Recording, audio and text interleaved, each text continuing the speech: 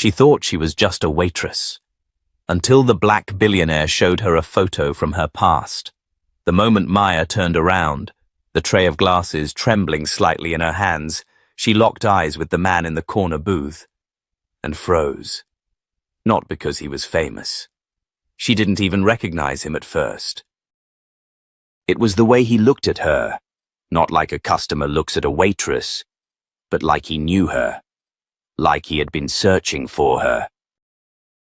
Then he pulled out a worn photograph from the inner pocket of his charcoal blazer and placed it on the table.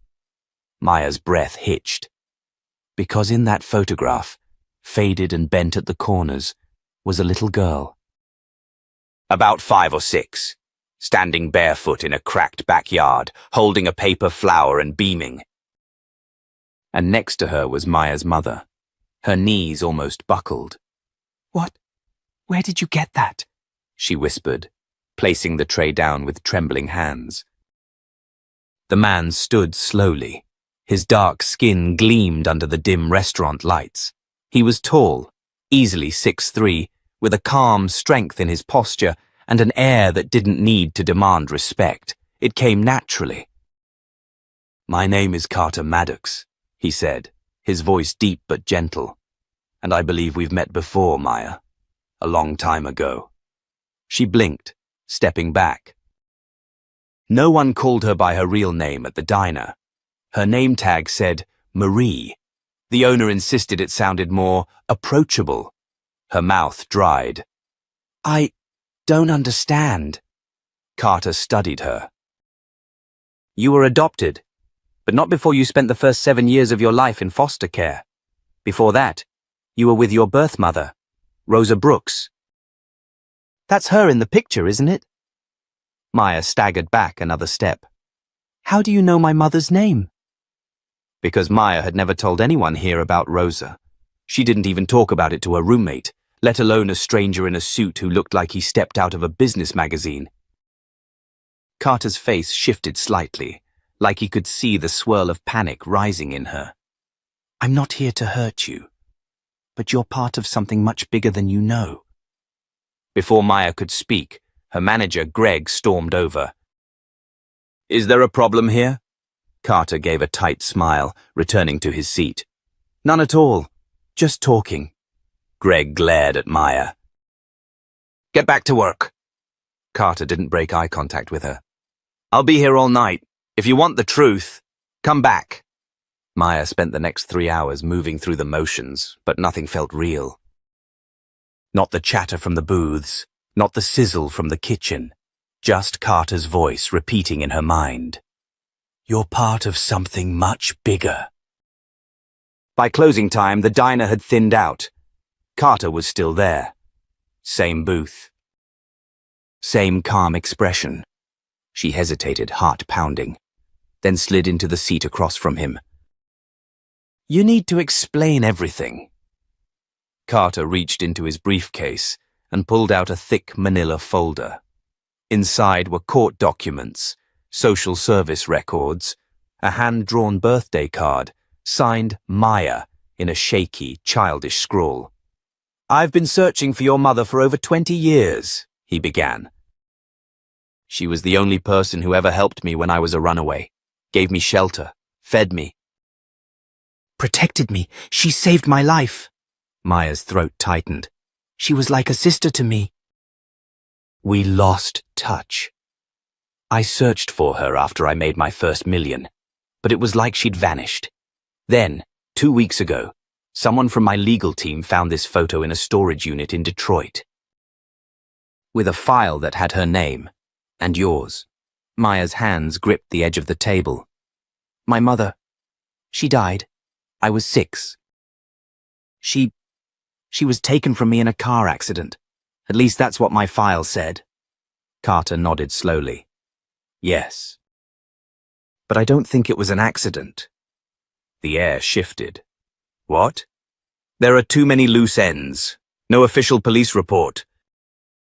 The shelter she was staying at was suddenly shut down. Records erased. And the file we found. Someone tried to destroy it. Maya stared at him.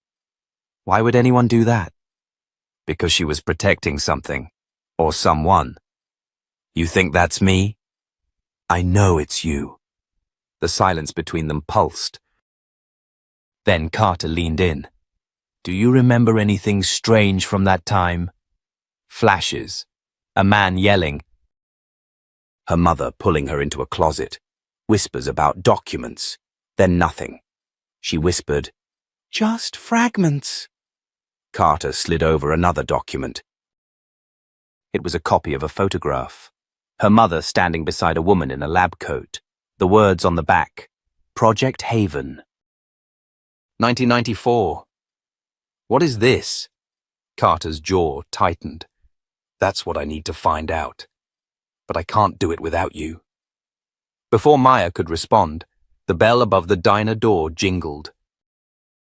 2 men in black coats entered. They didn't look like customers. Carter's eyes flicked to them and his whole demeanor changed. He stood slowly. We need to leave, now. Maya's voice dropped. What's going on? I think someone knows you're remembering. The men walked past them, eyeing Carter closely, then took a seat near the counter. Carter slid a small flash drive across the table. Everything I've found is on there. If anything happens to me, go to this address. He scribbled it down on a napkin. Ask for Natalie Green. Maya was shaking. What is this?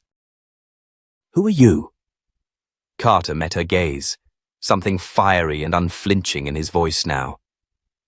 I'm the only one who can help you find out who you really are. And with that, he stood, nodded once, and walked straight past the 2 men, disappearing into the cold New York night. Maya sat frozen in the booth, the flash drive in her hand burning hotter than anything she'd ever held.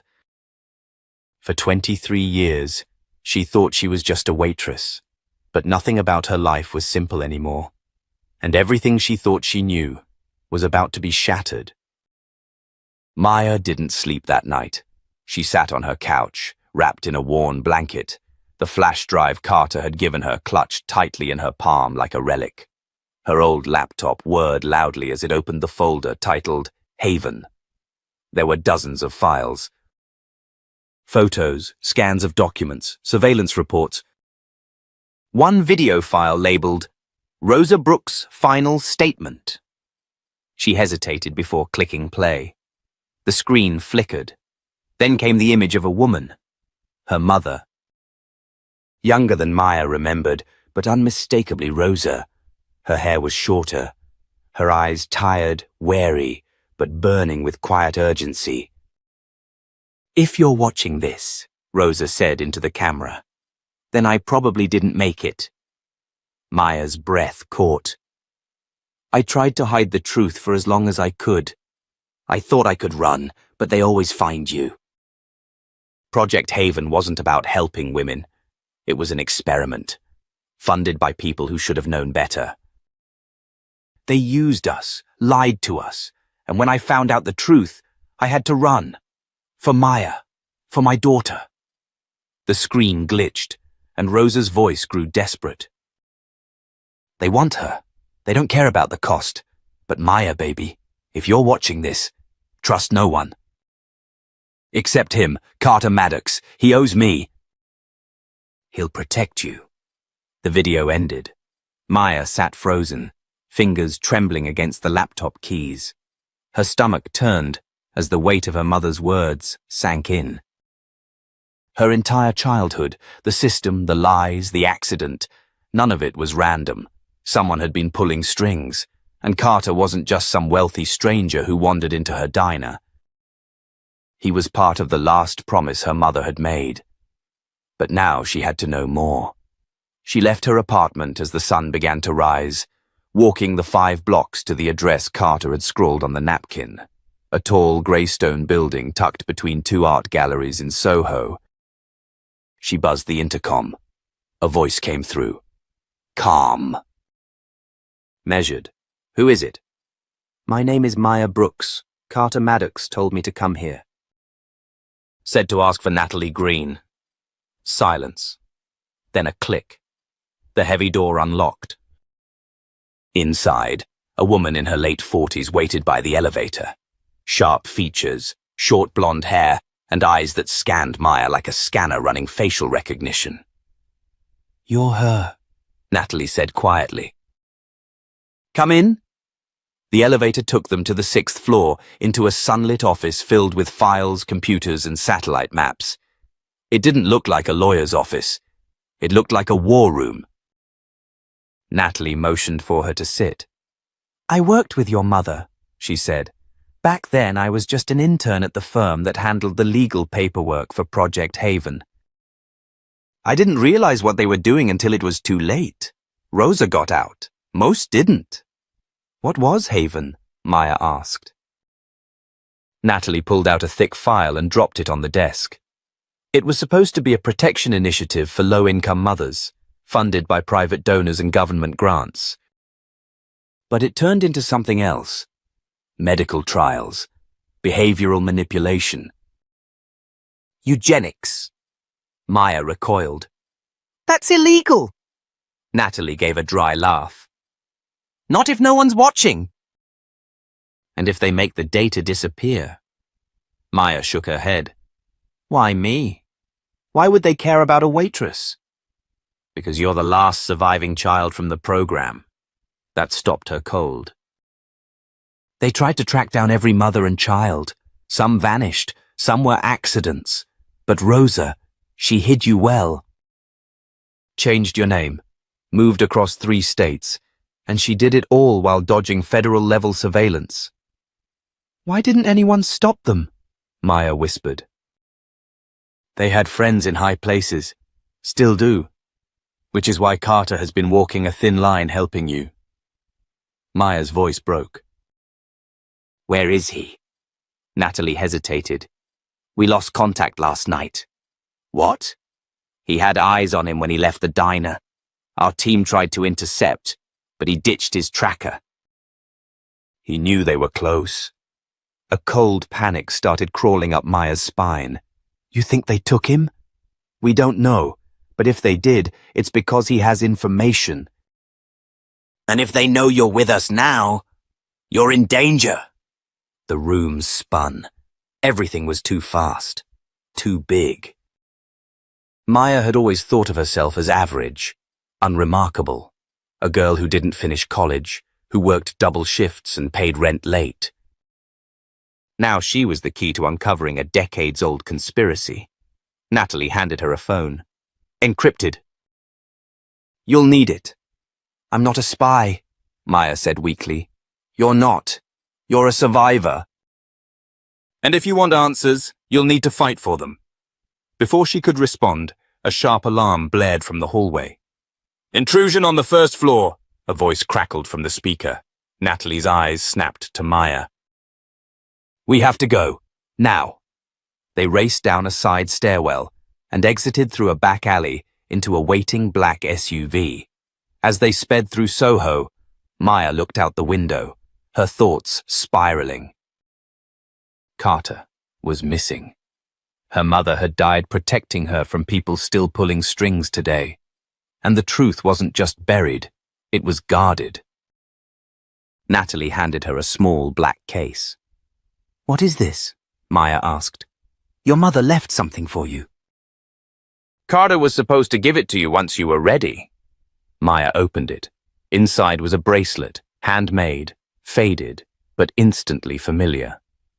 Her mother's. And inside the band, stitched in thread, was a single word. "Hold." She ran her fingers over it. "Hold on! Hold the line! Hold your ground!"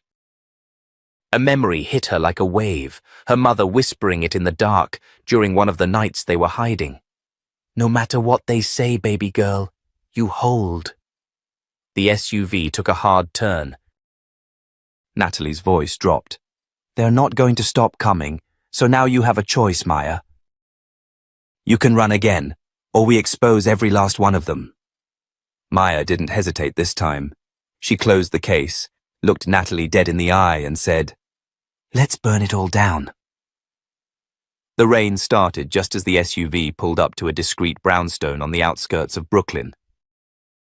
Maya stepped out into the drizzle, clutching the black case like a shield. She followed Natalie inside quickly, nerves coiling tighter with every step.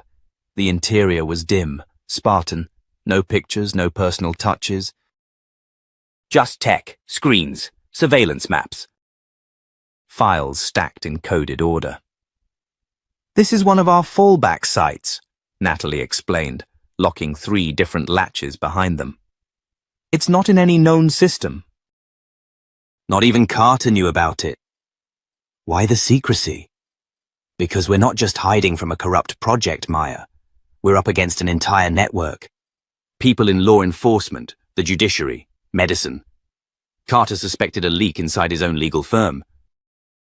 We had to build a parallel operation. Maya sat down heavily on a bench near the wall, soaked through and shaking. She had so many questions, but one pressed hardest. Why didn't anyone stop this sooner? Natalie looked at her long and hard before answering. Because people like us don't have the power to stop them. We only have the power to survive. And if we're lucky, to expose. Before Maya could reply, a sharp chime echoed from one of the wall monitors. A woman's face appeared on the screen. Brown skin. Buzzed haircut, black turtleneck, calm but intense eyes. "Agent Parker," Natalie said. "Maddox resurfaced," the woman reported. "We caught a flash of him in surveillance near 72nd Street Station." He looked injured, limping, but not alone. Maya's heart jumped. "He's alive?" "For now, but he's being followed, not by us." "I'm guessing rogue contractors hired to clean up loose ends." "Where is he now?" Maya demanded. "He disappeared down a side alley. Then the feed cut." Natalie swore under her breath. "They're jamming the cameras. I've got one of our runners en route, but Maya, if you want to find him first, we'll need to move fast." Maya stood up. "I'm going with you." Natalie opened her mouth to argue, then caught the fire in Maya's eyes and simply nodded. 20 minutes later, Maya was in a black hoodie and jeans, moving through the subway corridors near 72nd Street. Her eyes scanned every passerby, every turn of a camera, every glance that lingered too long. Her phone buzzed. "Unknown number. You're being watched. 3rd stairwell on the left. Now." Natalie whispered in her earpiece. "Ignore it. Could be a trap." But Maya had a gut instinct, one honed not by training, but by survival. "I'm going." She moved quickly, dodging between 2 tourists with luggage, ducking into the stairwell. At first, there was nothing, just flickering lights and a musty smell. Then she saw him. Carter. He was leaning against the wall, one arm clutched to his ribs, a smear of dried blood along his temple. He looked up as she approached, a flicker of disbelief in his eyes. "Maya," he rasped. "You're supposed to be smarter than this," she said, voice cracking as she crouched beside him. He gave a tired half smile. "Guess I underestimated how much they wanted to erase me." "Who's after you?" Carter grimaced. "Not who." "What? The people who ran Haven, they never dismantled it. They renamed it." "Privatized it. It's now run under a biotech front, Ardenix Labs, and they're still experimenting." Maya's stomach dropped. "How do you know?" "I broke into one of their research hubs, pulled files, names." "They're targeting children now, foster kids. No one asks questions when they go missing." Suddenly, Maya heard footsteps above. "Quick, heavy, armed." "We have to move," she hissed, but Carter didn't get up. "My leg's hit." "I won't slow you down. I'm not leaving you." He grabbed her wrist. "Then take this. It's everything I found." He pressed a slim drive into her palm, identical to the one from before. Maya stared at him. "This better not be a goodbye," a voice shouted from above. Flashlight beams swept the stairwell. Carter groaned and slumped. "They can't catch both of us," A gun cocked. Maya spun. But before she could think, a flash of light exploded from the bottom of the stairwell, followed by smoke. A tall figure in a gas mask emerged, grabbed Carter's arm and nodded at Maya. "Move!" It was Agent Parker. They stormed through a hidden door in the wall, down another passage, and up into the street through a manhole near the corner of Columbus Avenue. The moment they surfaced, the adrenaline hit her like a flood. Carter was alive. But barely. Back in the van, as Parker applied pressure to his wound, Maya clutched the second drive like a lifeline. Natalie's voice crackled through the radio. "What did you find?" Maya answered softly, eyes blazing. "Proof. And names." Parker looked over. "Once we release this, there's no going back." Maya didn't hesitate. "Good. I'm done hiding." But in the quiet hum of the van, no one noticed that someone else was watching. A tiny tracker embedded in Carter's belt pulsed faintly, activated by the blood loss, broadcasting a signal. They weren't safe yet. The real game had just begun. The safe house was darker now, its dim emergency lights casting long, flickering shadows across the concrete floor. Maya sat near Carter's cot, the faint beep of a portable heart monitor pulsing in sync with the tension in the air. Agent Parker stood guard by the reinforced steel door, fingers twitching near her holster. Natalie paced the room, phone to her ear, her voice low and sharp. She ended the call and looked at Maya with an urgency that burned. "They've activated a kill protocol." Maya blinked. "What does that even mean?" "It means that Ardenix has moved beyond damage control. They're not just hunting Carter. They're scrubbing the whole operation, witnesses, documents. Even digital backups. Whatever's on that drive, it's a death sentence." Parker finished grimly. Maya stood. Her body ached, her head spun, but her mind had never been clearer. "Then we leak it. All of it." "The names, the locations, everything." Natalie hesitated. "If we do that without proof of ongoing experiments, they'll spin it. Say it was a rogue operation, long shut down. Carter's word alone isn't enough." "I'm not just leaking words," Maya said. "I'm going to Ardenix." Parker and Natalie stared at her like she'd grown a second head. "You're not serious," Parker said. "That facility is locked down tighter than the Pentagon." "I worked there," Maya said, surprising even herself with how steady she sounded. "Before all this, I cleaned their damn break rooms. I know the air vents, the access paths, the rhythms of security. If they're still experimenting, I'll get it on camera." Carter stirred weakly, opening one bloodshot eye. "Maya, don't. You don't owe this fight." "I owe it to the kids," she whispered. "To the people who didn't survive." Natalie walked over and pressed a palm against her shoulder. "If we do this, there's no guarantee you make it out." Maya met her gaze. "There was never a guarantee I'd make it out of the diner either." Within hours, the plan was in motion. Natalie pulled strings to retrieve an old Ardenix uniform. Parker wired a miniature body cam into Maya's lapel, and Carter, barely conscious, gave her the passphrase to bypass the biometric scanner he'd once tricked. "Echo Delta 7, he murmured. "Takes you into Sublevel 3. "What's on Sublevel 3? He winced. "Human testing. The part no one ever talks about." They dropped Maya off a few blocks from Ardenix under the cover of dusk. From the outside, the building looked like any clean corporate lab, a glass box of innovation, polished to perfection. But as she approached, her hands started to sweat, not from fear, from memory. She remembered pushing trash bins through these halls, overhearing murmurs about response rates and neurological compliance. Once, she'd caught sight of a child behind a glass wall, eyes vacant, hands trembling, and no one ever looked back. Now, Maya was back, but not as a cleaner. as a reckoning. She slid her ID badge, swapped earlier by Natalie, through the main access panel. The green light blinked. Access granted. She moved swiftly, head down, mimicking the quiet submission of her former self. She passed researchers in lab coats, some of whom gave her barely a glance. In her earpiece, Parker's voice stayed low.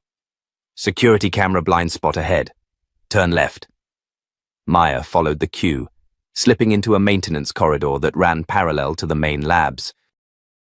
At the end was a biometric scanner. Echo! Delta! 7, she whispered. A hiss. The lock disengaged. She pushed the door open and descended. Sublevel 3 was colder. Sterile. Wrong. Rows of holding cells lined the walls. Inside were teenagers, maybe younger. Some slept, some twitched. All wore white hospital gowns. She gasped. This wasn't some past experiment, this was active. She moved quickly, filming everything. Medical tags, test setups. Faces. Suddenly, a scream tore through the corridor. One of the boys, barely 10, was strapped to a gurney, his limbs bound tight. A technician held a syringe filled with a glowing serum. No, Maya breathed, stepping forward instinctively. The tech looked up, confused by her presence. Who are you? Maya didn't think. She shoved the cart toward him, knocking the syringe from his hand, then pulled the boy free. Alarms exploded. They've made you, Parker hissed in her ear. Get out!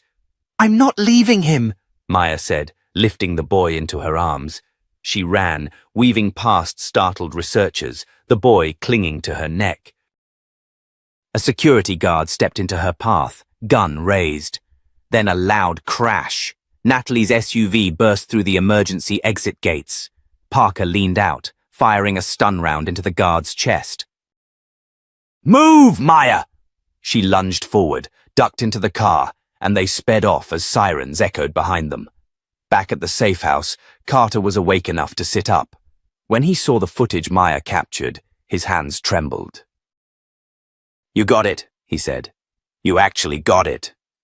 Maya looked down at the boy sleeping in the cot beside Carter. We got him too. Natalie uploaded the footage to an encrypted site, while Parker called a trusted contact at a major network. This goes public in 30 minutes, Natalie said. And when it does, they can't hide anymore. But just as hope sparked in Maya's chest, Carter turned pale. They'll come harder now, he said. They won't just go after the lab. They'll go after everyone involved. Maya straightened her back. Then let them come. This time, we're not alone. But outside, in a dark corner of Manhattan, a black vehicle sat idling. Inside it, a familiar face watched Maya through grainy drone footage. It was Dr. Helen Cross, the real mind behind Ardenix. She smiled coldly. So, the waitress has teeth. She turned to her assistant. Prepare the final protocol. We erase them all. Maya stared at the old flash drive like it might bite her. The label on it had worn off, but Carter's trembling hand had placed it in hers like a sacred relic. They were holed up in a safe house just outside Brooklyn. The walls thin, the air dry, but everything felt heavier than it should have. Maya hadn't spoken since he handed it to her. It's all in there, Carter said hoarsely. Patient files, test videos, the ledger with names, even the off-book investors. Natalie turned away from the laptop she'd been working on. We need to decrypt it. I'll start running it through a secure, air-gapped system. Carter shook his head. You do that, and they'll pick up the energy signature in hours. They've got trackers on most of the drives. So you gave me a landmine, Maya said, her voice thin with tension.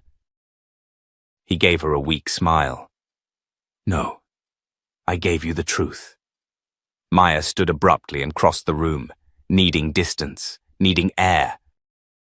She opened a small window, but it barely moved. The city outside was quiet, but she felt the storm building.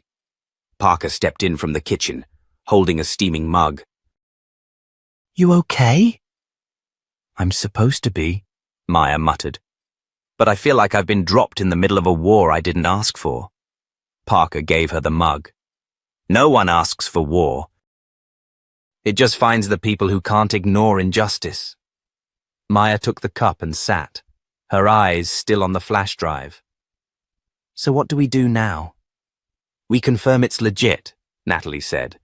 "Then we bring it to someone who can't be bought." "Senator Delgado. She's been chasing the Ardenix rumors for years, but no one's ever given her hard proof." Carter's eyes fluttered. "Delgado's clean. But if we go to her, they'll know where to look." "We'll cross that bridge," Parker said.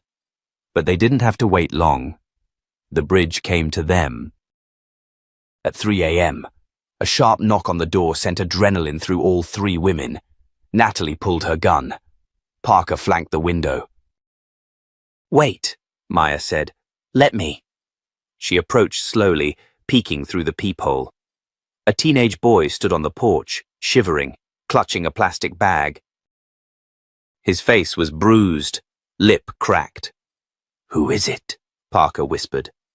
Maya opened the door just enough to speak. "Can I help you?" "You, Maya?" She stiffened. "Who's asking?" "My name's Leo. I was part of it." "Ardenix. They called me Subject 34. That got Natalie's attention. She motioned him inside fast and locked the door. He collapsed on the floor the second he crossed the threshold. "I escaped 2 nights ago. I've been running since." "They killed the others. I saw them burn the files, but I took this." From his plastic bag, he pulled a second flash drive, this one marked with a red triangle. Maya stared. "There were more of you?" she asked gently. Leo nodded, tears threatening. "They said we were defective, but I wasn't. I remember everything." "The injections, the electrodes, the room with mirrors." Carter, now sitting upright, rasped. "Red triangle. That's the neural compliance program." Natalie stood frozen. "I thought that was a myth." "It's real," Leo whispered. "They're not just testing on us. They're programming us. Obedience. Wiping memories. Making us into something empty." The room fell deathly still. Parker knelt in front of him. "How did you find Maya?" Leo looked at her like it was obvious. "He showed me." "He?" Leo reached into his pocket and pulled out a crumpled photo. Maya took it and her breath caught. It was a picture of her, much younger, holding a toddler with tight curls and wide brown eyes. "That's me," Leo said. "You used to sing to me in the hall, behind the glass." Maya sat down hard. "I remember your voice." Tears burned her eyes. "I thought they moved you. That's what they told me." "They lied," he said simply. "You were the only one who smiled at us." The flash drives were now on the table. One from Carter, one from Leo, both pieces of a horrifying puzzle. Natalie stood. "We don't have time. We split." "Maya, you and Leo go to Delgado's private office in D.C. I'll stay here and stage a diversion. Parker, you're with me." Carter shook his head. "That's suicide." Natalie smiled thinly. "We need them to think the files are still here. Otherwise, they'll track Maya before she even gets out of New York." Parker grabbed a duffel bag and zipped it shut. "We've got decoys and burner phones. Let's give them something to chase." Maya hesitated. "Are you sure?" Natalie pulled her into a tight hug. "If you don't get those drives to Delgado, all of this dies in the dark." Hours later, as the sun rose over the highway to D.C., Maya drove a rented car with Leo fast asleep in the back seat, clutching the photo like a lifeline. Her phone buzzed once. A single message from Natalie. They boarded. Run fast. Maya whispered to herself. We're not running. We're delivering justice. But what she didn't see was the black SUV half a mile behind them, tracking their every move. And inside it, a masked man smiled as he opened a live video stream from a hidden camera inside their car. They're bringing it right to us, he muttered. Then he activated the GPS relay and set the trap. The moment Maya and Leo crossed into DC, the air felt heavier, not just from the thick humidity clinging to their skin, but from the silent knowledge that something was about to shift. That weight hadn't left Maya's chest since they left Brooklyn, and Leo, he hadn't said a word since waking up. He just kept staring at the photo of a younger Maya holding him as a baby. They pulled into a parking structure beneath a government building with tinted windows and extra security cameras. Maya reached into her glove compartment, pulled out a forged ID badge, and clipped it to her collar. You ready? She asked, glancing at Leo. He nodded slowly, but his hands trembled. They exited the car and approached the elevator at the far end. Maya punched in a code. The doors slid open. I thought you said this place was safe, Leo murmured, eyes darting nervously. I said it was quiet, Maya replied. There's a difference. The elevator took them to the 12th floor, where Senator Eva Delgado kept her off-the-books office. No signage, just a steel door and a keypad. Maya entered the code Natalie had sent. 1984. Orwell's warning. The door unlocked with a soft click. Delgado was waiting. Tall, Latina, early 50s with silver strands streaked through jet black hair, pulled into a tight chignon. She wore a navy blazer and didn't smile. You brought company, she said. This is Leo, Maya replied. He's the reason we're here. Delgado nodded once and motioned them in. The office was sparse, just a large desk, a few secure filing cabinets, and a wall lined with encrypted servers. Maya handed her the 2 flash drives. Delgado slipped on gloves and inserted the first. Within seconds, the screens lit up with raw footage. Children in white rooms, medical procedures, biometric scans, whispered voices. Leo flinched. That's it. That's the room. Delgado turned slowly, her face unreadable. Jesus Christ, this is real. You thought we were exaggerating? Maya asked, her voice sharp. I thought it was speculation, whispers, not this. Delgado turned to the second flash drive, the one Leo had brought. And everything changed.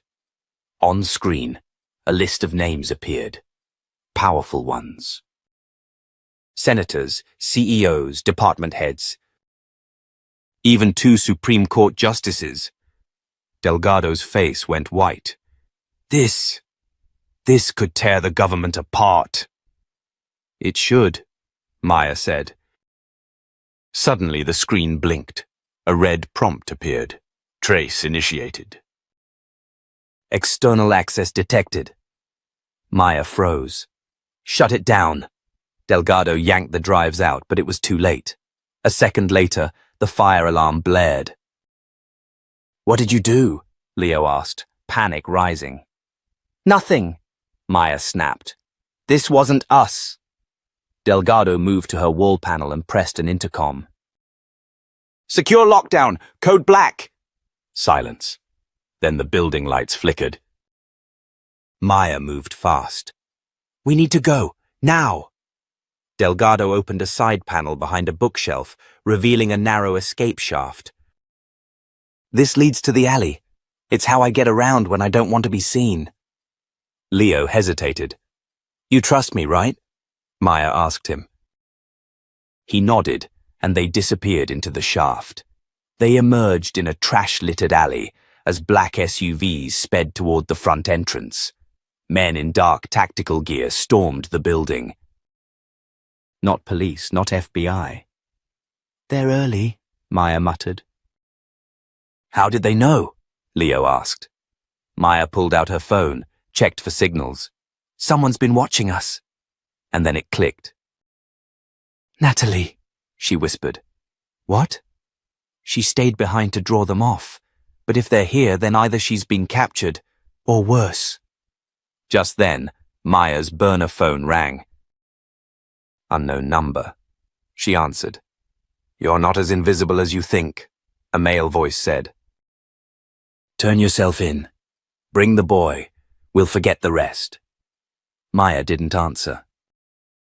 She simply crushed the phone beneath her heel. Come on, she told Leo. We need to find someone who's not already owned. That someone turned out to be Peter Langston, a veteran investigative journalist with nothing to lose and a long history of exposing high-level corruption. They found him inside a coffee shop off 14th Street, writing notes in the margins of a newspaper. He looked up when Maya approached. I was wondering when you'd show up, he said dryly. Been hearing whispers about you. Maya slid into the booth. You're going to want to see this. She handed him a copy of the Red Triangle Drive. He plugged it into a private device and scanned through just enough to pale visibly. Sweet mercy, he whispered. If this is real... It is, Maya interrupted. And we need it to go public. Fast. He shook his head. This isn't something I can leak in an article. This has to go global. We're talking whistleblower-level press conference. Testimony. Documents. Photos. And even then, they'll still come for you. I don't care anymore, Maya said. Let them come. Leo's voice broke through quietly. I just want them to stop hurting kids like me. Langston looked at the boy, and then he nodded. I'll set it up. 3 hours later, Langston's studio was live-streaming a press conference to over 1 million viewers. Maya stood at the podium, Leo beside her, as Delgado confirmed the validity of the drives and named the key conspirators. The nation exploded. Within minutes, hashtags trended. Networks cut into regular programming. Protesters gathered. Anonymous sources came forward. And the walls of Ardenix began to crumble. But Maya knew it wasn't over. She also knew exactly who was still watching. And what he'd do next. Because as Maya left the building through a back door, her eyes locked onto a black car parked across the street. Inside, a familiar man in a grey suit stared back. The same man who had taken Leo from her life all those years ago. Her voice was barely a whisper. Director Wells. And he smiled. Cold, calculated, letting her know this war had only just begun.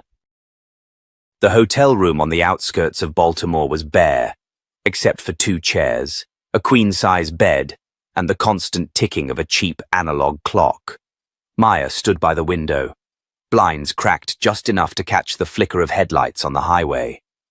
Leo was curled up in the corner with a blanket around his shoulders, barely speaking since the press conference. She could feel the storm coming. They'd gone public, and the world was watching, but the enemy hadn't flinched. If anything, it had recalibrated. I thought this would change everything, Leo muttered without looking up. But they're still out there.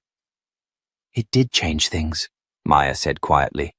Just not all at once. There was a knock at the door. 3 quick taps, a pause, then one more. Langston. She opened it, gun drawn, but lowered the second she saw his weathered face. He stepped inside, drenched in rain.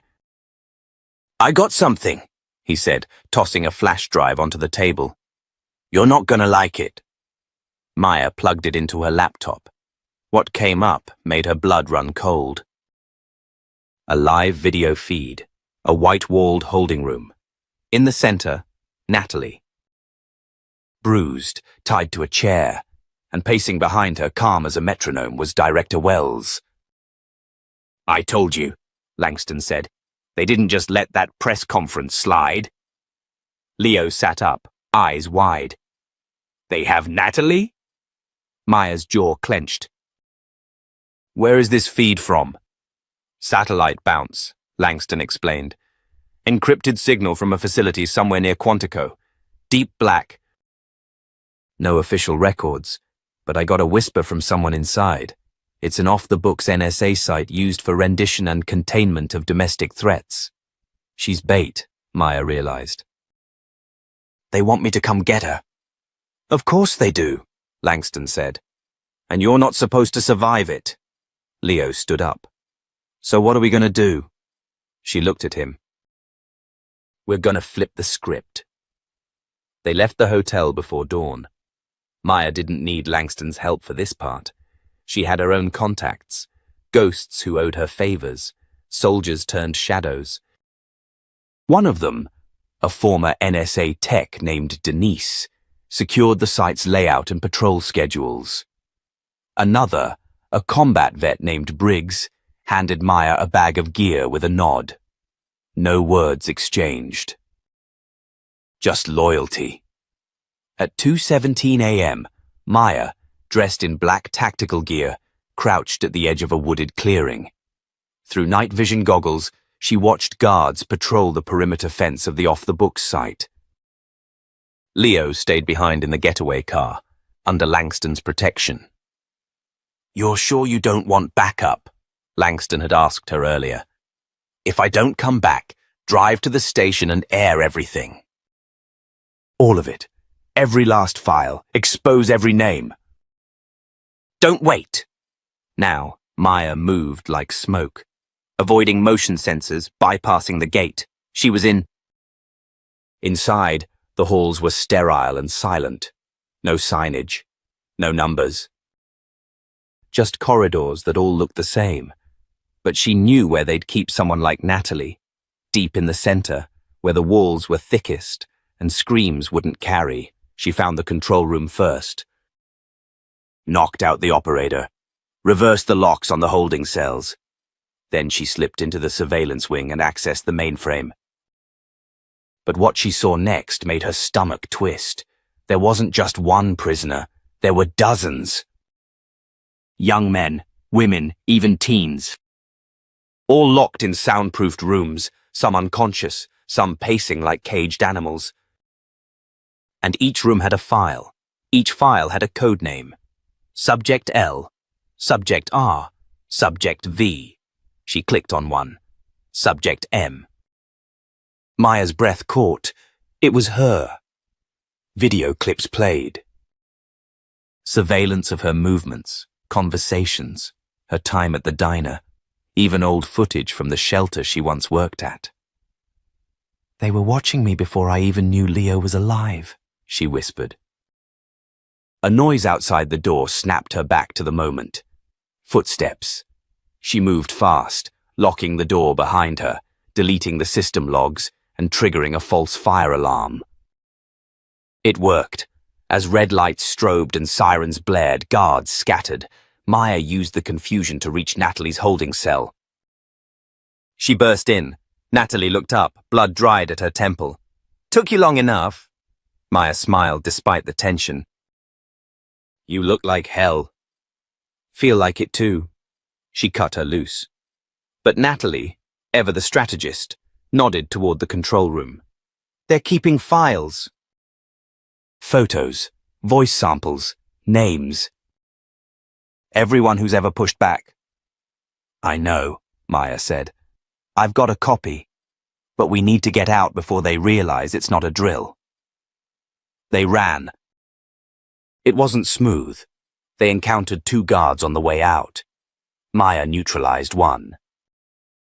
Natalie, still groggy, managed to trip the other.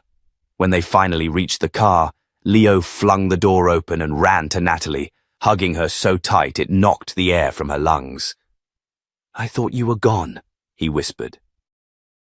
Not a chance, kid, she murmured back. As they sped away, Maya looked out the rear window. No sirens followed. No choppers, just silence. Too easy, Langston muttered from the driver's seat. They want us to run, Maya said. They want us out in the open. Natalie leaned back. Then let's give them what they want. Maya turned to her. You serious? Natalie nodded. They think this is over. Let's prove them wrong. And right then, Maya made the decision. Not to hide, not to run, but to expose everything. To burn the whole system down from the inside, whatever it took. The courthouse steps were packed. Camera crews lined the sidewalk. Protesters waved signs, some demanding justice, others demanding silence. Reporters shouted questions as if volume might make them relevant. Above it all, the American flag whipped hard in the wind, its flaps drowned by the steady drumbeat of truth long denied. Maya adjusted her blazer and looked at Leo, who stood beside her in a dark suit that didn't quite fit, but made him look older, stronger. Natalie was just behind them, hands clutching a flash drive like it held the power of the sun. It did. You ready? Maya asked him quietly. He nodded, jaw tight. I've been ready since the day I met you. Inside the courtroom, the atmosphere was suffocating. Director Wells sat at the defendant's table, flanked by lawyers in $1,000 suits. His expression was calm, maybe even smug. The kind of face used to burying scandals under classified orders and NDAs. But this time, the room didn't belong to him. The judge entered. Cameras were allowed today. Live broadcast. The public had demanded it. Too many whispers, too many denials, too many years. It was time to face the truth in daylight. Maya approached the stand. Her voice was steady, but her fingers trembled as she handed over the drive. This contains classified footage, audio recordings and documents implicating Director Wells and several high-ranking officials in a decades-long cover-up involving illegal detentions, human experimentation, and surveillance of American citizens. Gasps rippled across the gallery. Wells leaned toward his lawyer and hissed something through clenched teeth. The judge opened the file on the court screen. Footage played. Leo in a holding cell. Maya's childhood file. Audio logs of Wells giving direct orders to contain dissidents. It was undeniable. Still, the defense tried to spin it. These individuals are not qualified, the lawyer argued. This footage was stolen, taken out of context. My client is a patriot. Natalie stepped forward. I worked in that agency. I've seen the rooms. The experiments, the targets, he's not a patriot. He's a predator with a badge. Silence fell like a curtain. Then Leo rose. He wasn't supposed to speak. He wasn't on the docket.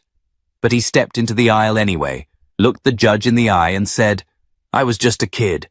All I ever wanted was to know where I came from.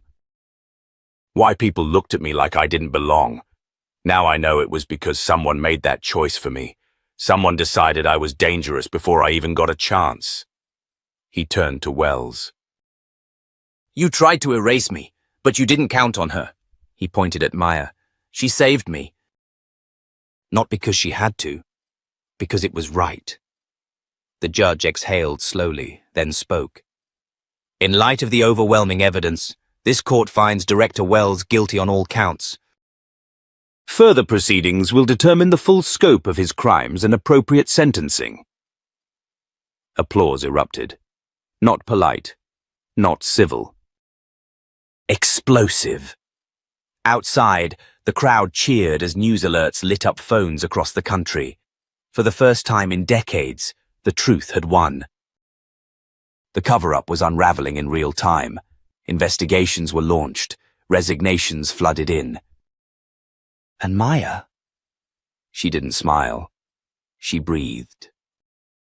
For the first time in years, she let herself breathe. That night, on a rooftop above the city, Maya, Leo, and Natalie sat watching the skyline flicker. Drones hovered. Cameras flashed, but for a moment, it felt like peace. So, Natalie asked. What now? We rebuild, Maya said. And we make sure no one buries this again. Leo leaned his head on her shoulder. You think people will listen? Maya looked up at the stars, then down at her phone, where the views on their court testimony had already passed 10 million. They're already listening. She turned to the camera, hers, not the network's. The one she carried in her bag. If you're watching this, thank you for caring. For questioning, for showing up.